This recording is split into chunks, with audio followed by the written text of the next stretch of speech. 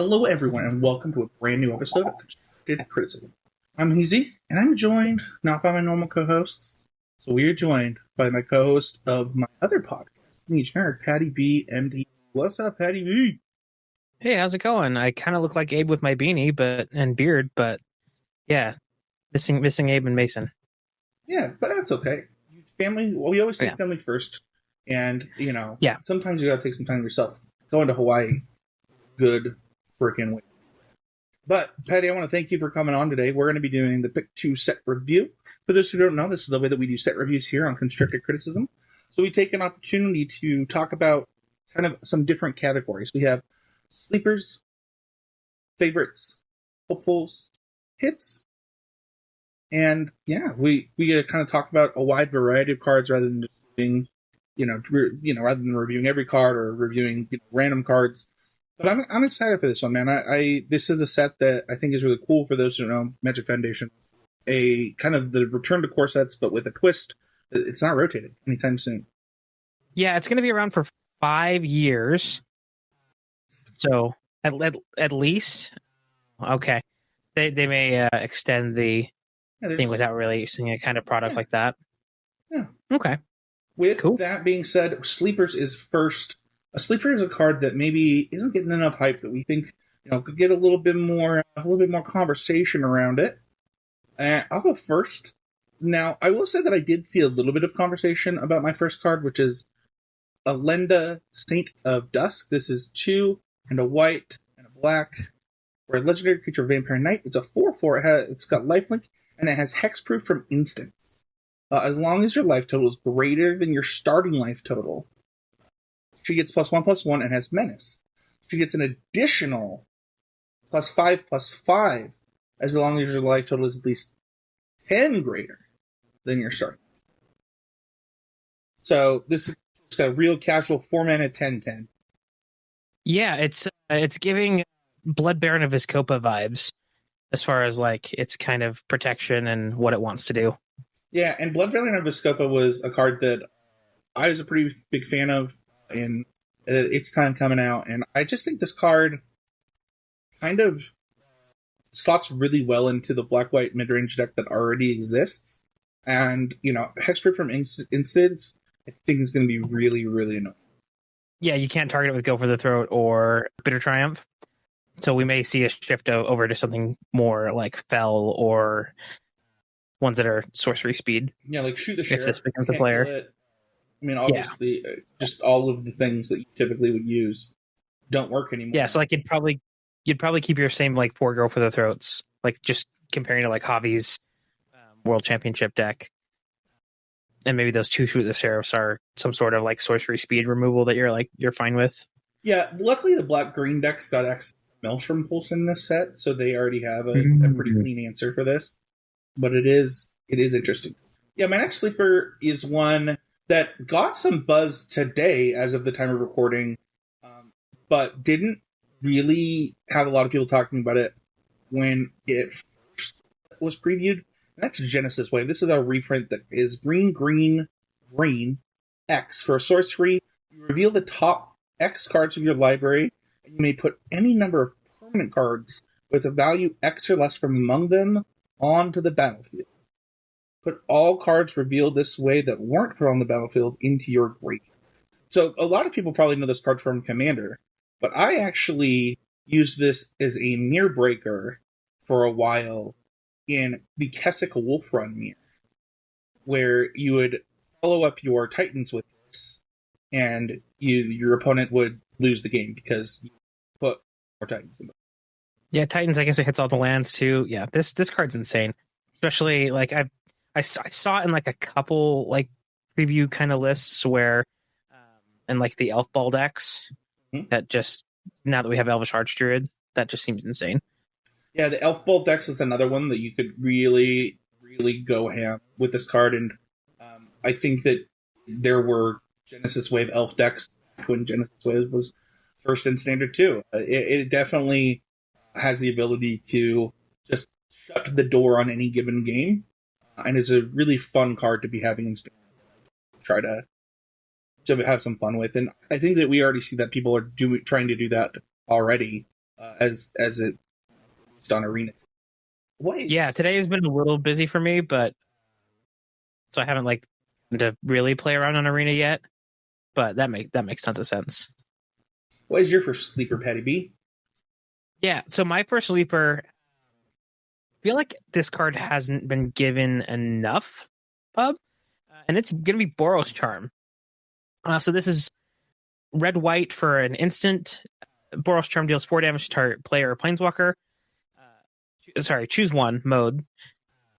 Permanents you control gain indestructible until end of turn, and target creature gains double strike until end of turn. This card is a game changer. I know there's been a lot of conversation about Bolt Wave being the like 1 mana sorcery, 3 damage spell, but in these aggro decks, 4 is so much better than 3.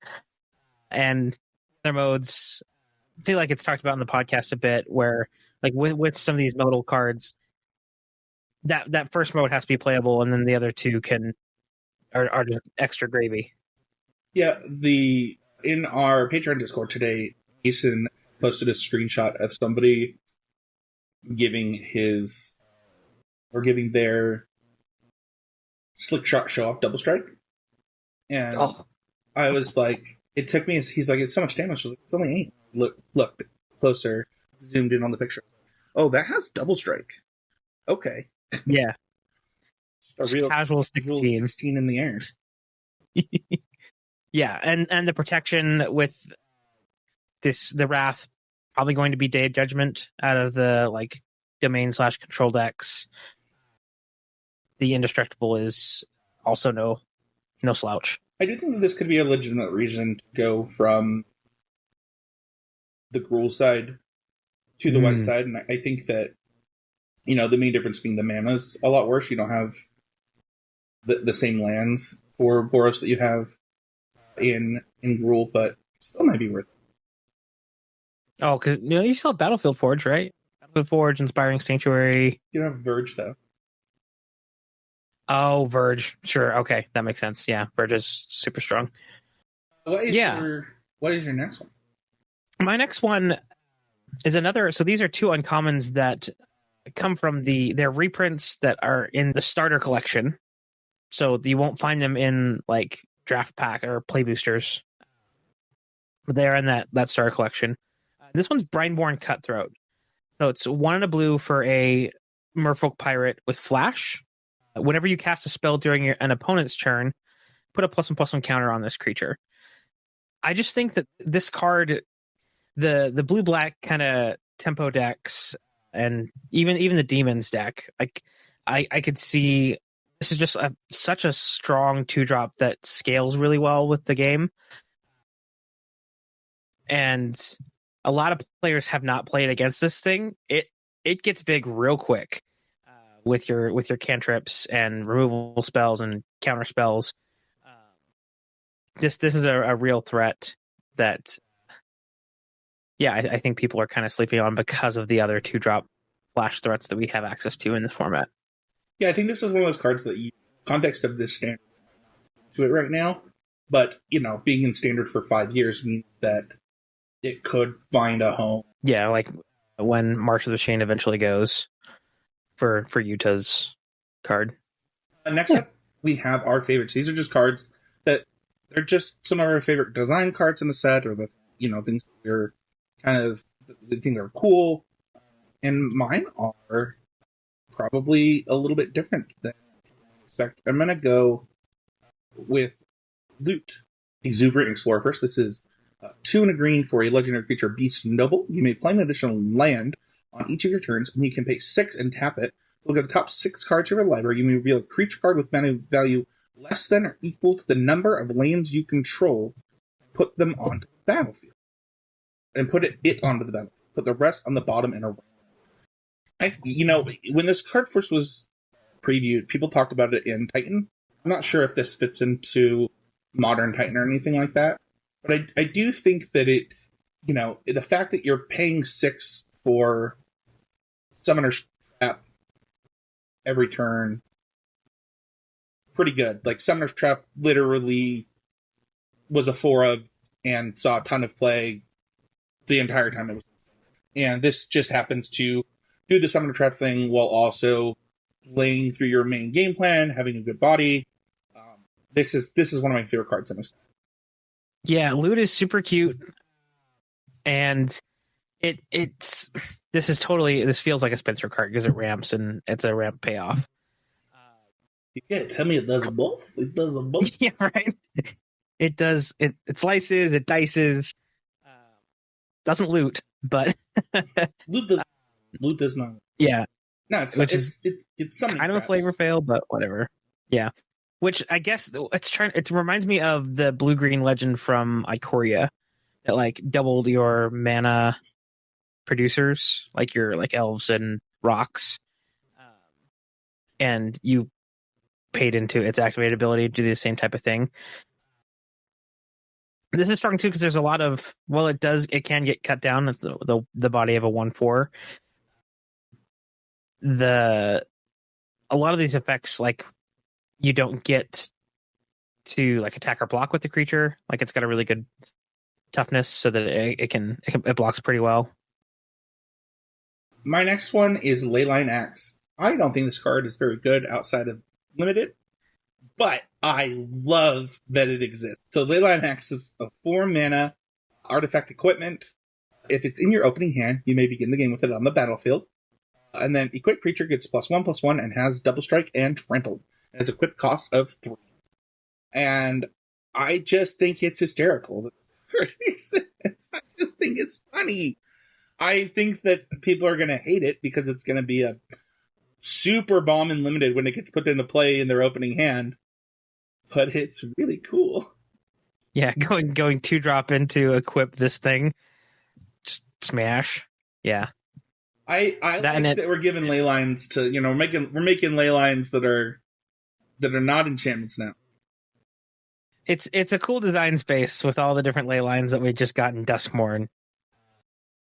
Like, having something that's not just an enchantment with an effect is kind of cool, and maybe it opens up for some of their cool maybe types of cards that can be ley lines. Why don't you go over your first? Yeah, so my first favorite when I saw this card was going to be in the set. I played a ton with this card back in Ward, the Spark Standard. And that's Liliana Dreadhorde General. It's got a static ability. It's legendary for 4 and a black legendary Planeswalker Liliana. Whenever a creature you control dies, draw a card. It's got a +1 to create a 2/2 black zombie creature token. -4, each player sacrifices 2 creatures of their choice. And a -9, each opponent chooses a permanent type they control of each permanent type and sacrifices the rest. So this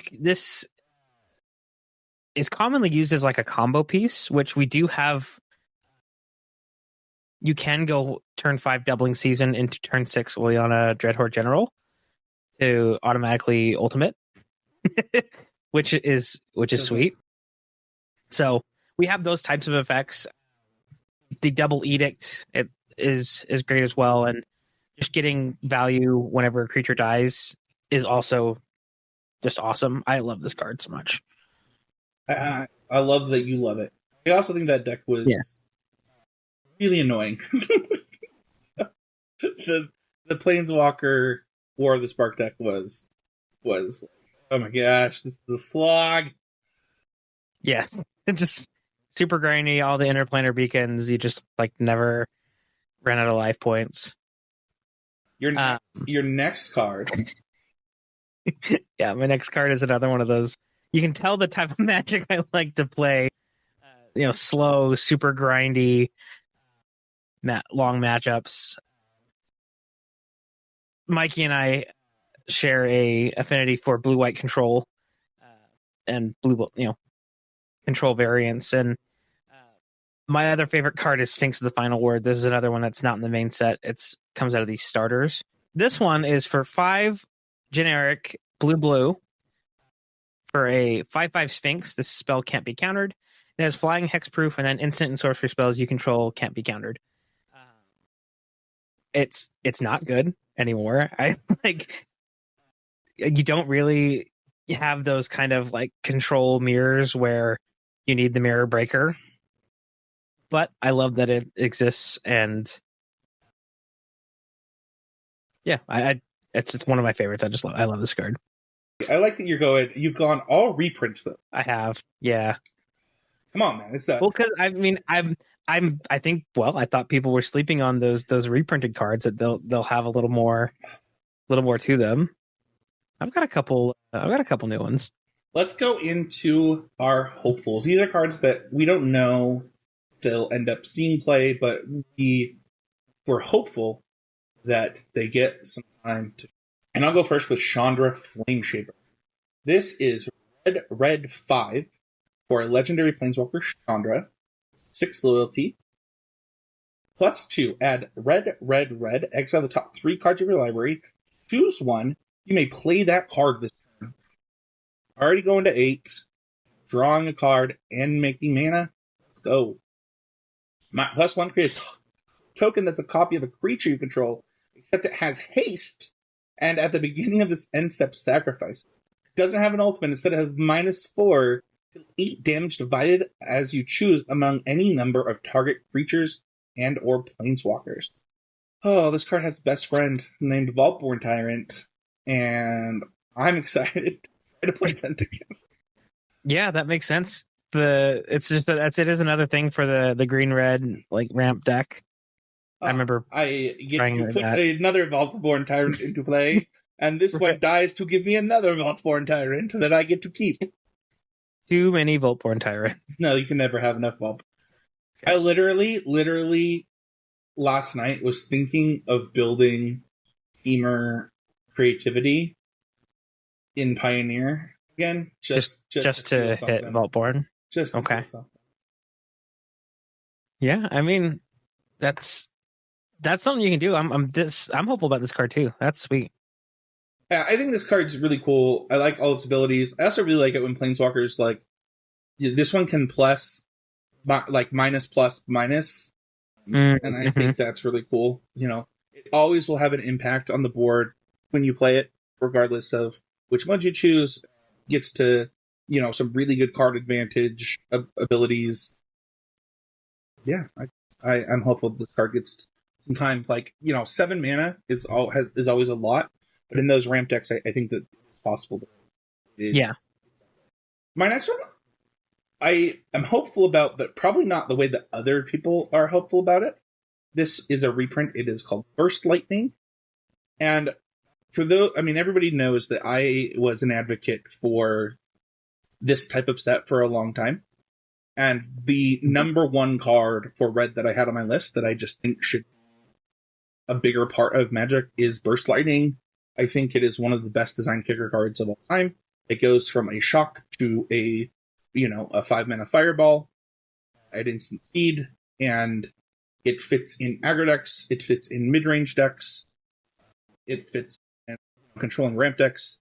The card just fits basically everywhere, and I think I'm very hopeful that it won't just be in these red aggressive decks that we see this, but that we actually see the versatility of this card come into fruition in Standard and in other formats. I mean, this is a get for Pioneer as well, as this card was not in Pioneer and now is.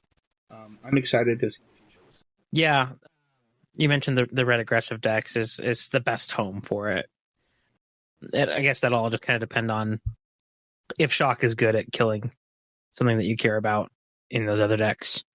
Which, with Power Creep, that kind of hasn't been the case, but that's why it's in the hopeful section. Yeah. What's your first hope? Yeah, so my first hopeful is another Sphinx. So this is the new Sphinx of the Forgotten Lore. It is a 2 blue creature Sphinx. That's a 3/3 flying, and it has Flash. Whenever this creature attacks, target instant or sorcery card in your graveyard gains flashback until end of turn. The flashback cost is equal to that card's mana cost. Mark Rosewater kind of spoiled a little bit of it, and I really thought we were getting Snapcaster Mage with that and the reprint of a Worlds player card. Instead, we got Solemn Simulacrum and which isn't much playable anymore, but and this Sphinx of the Forgotten Lore, which, like, don't tell me how to live my life. You don't know. It hasn't been for a while. It's been in Pioneer. Well, yeah, but we didn't have rampant growth in Standard last time it was. Sure, that's true. Yeah. So here's hopeful for Solemn as well. Make a comeback. It will, but I'm just yeah, yeah. This card, I love a good Snapcaster Mage, and it's not as powerful, obviously, because you can't really cast counter spells off of this. But I'm thinking a lot about a lot of my cards. I tried to like give it a home. It doesn't really fit in like the recommission decks because it costs 4. But I'm just hopeful that this finds a home, because giving Instant Sorcery's Flashback is my jam. Yeah, I think that like this fits really well into like a flash counterburn deck, for example. Mm-hmm. Your other card, for example, that we already talked about, where you're playing like lightning strikes and burst lightning, giving those type of things flashback. Sure. While also growing your other stuff at the front end. Yeah, I think that it hopeful is a good spot for this one. Your next one is another reprint. I didn't have I was looking over a lot of the cards, and I'm really hopeful about this card because I have played these types of decks in the past, and I think we have all the tools in this like set with Wilds of Eldraine and Duskmourn to really like make this card be a thing, and that's Demonic Pact. So Demonic Pact is an enchantment for 2 black. It says at the beginning of your upkeep, choose one that hasn't been chosen. This enchantment deals 4 damage to any target, and you gain 4 life. Target opponent discards 2 cards. Draw 2 cards, lose the game. So the goal with this is to get as much value off of drawing 2 cards, killing something, having them discard 2, and then either giving it to them with the offering card. Harmless Offering, yep. Which is also in this set. It's kind of a twofer, right? Like I'm hopeful that is viable. We also have all the bargain stuff. There's lots of ways from Duskmourn to sack an enchantment. You can find it off of Beseech the Mirror. So I'm hopeful that this card sees some play and is something that's kind of viable, because it is a little bit of a boomer magic card. With it not really, you have to wait until your upkeep for it to affect the board or do anything. It's a tall ask, but I'm asking. Yeah, you'll find me asking. I don't think he was good last time it was in Standard and people tried it, and now it's like waiting a whole turn cycle is like so much more. So it's so fun. Like all they would have had to do is just put the same card with like when it enters the battlefield or at the beginning, like just the same card, like reduce the turn cycle. Yeah, because part of the reason why they have it at the beginning of your upkeep is to give you time to do something with it, so that you can avoid losing the game. But that's the price you pay when you make pacts with demons. I guess so.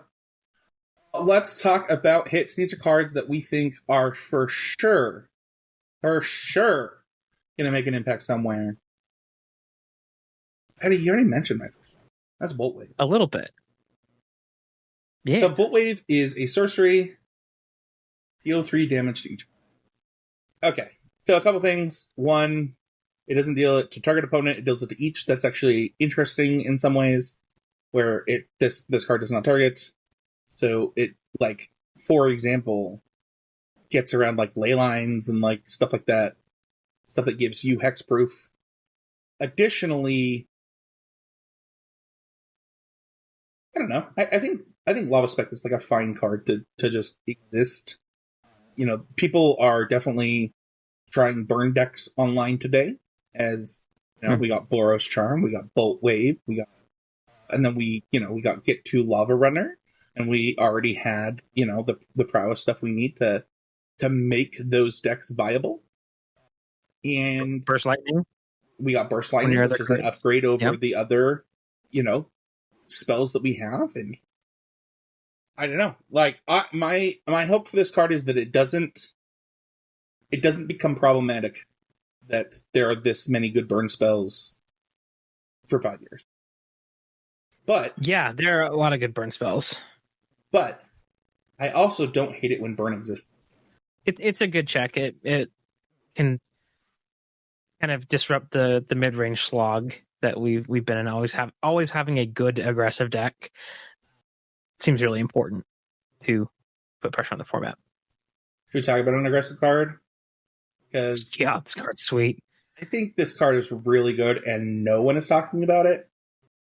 That's Kellen Planar Trailblazer. It is a 1-mana, 2/1 legendary human fairy scout. And then it has some level up abilities, as you would call them.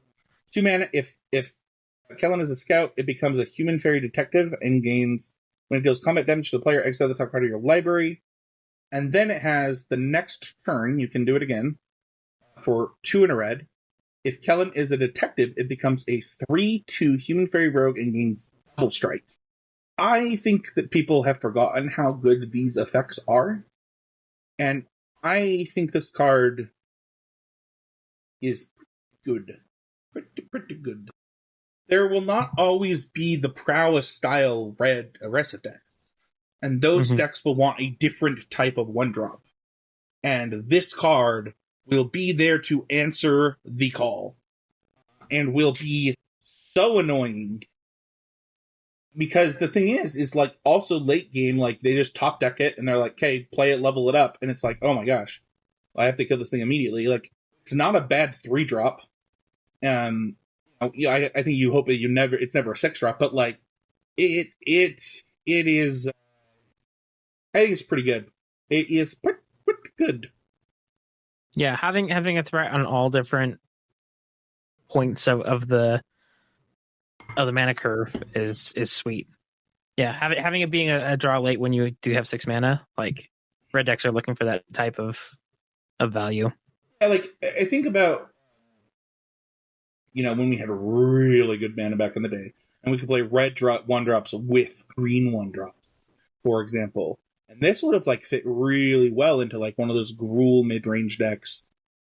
Maybe I'll try to make fetch happen tonight. And, like, try to build a Gruul mid-range deck with, like, this and Burst Lightning and Llanowar Elves. Yeah, Llanowar Elves is a good way to, like, be like Llanowar up on 1, this on 3. So, okay. I'm here for it. What is your first hit? My first hit is for the blue-white Oculus deck. This one is something that you can recommission, and that's Draycatcher. Not Catcher, Hatcher. For 1 and a blue, it's a Vigilance Prowess creature, a human wizard. It's a 1/3. Whenever this creature deals combat damage to a player, put that many incubation counters on it. Remove 3 incubation counters from this creature, create a 2/2 blue Drake creature token with flying. I feel like this card is something that will dodge the graveyard hate that people are trying to bring in against the Oculus deck.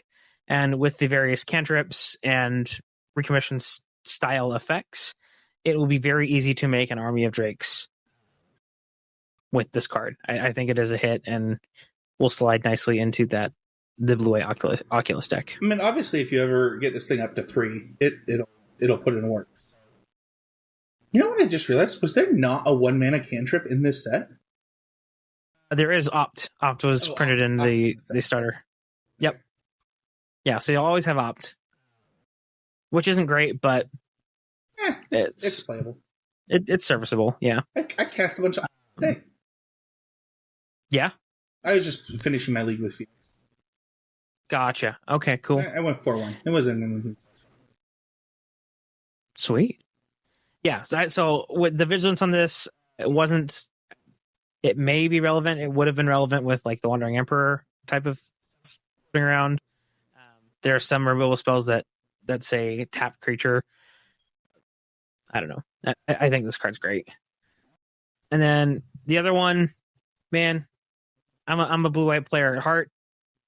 I'm ready to cash some Day of Judgments on some nerds.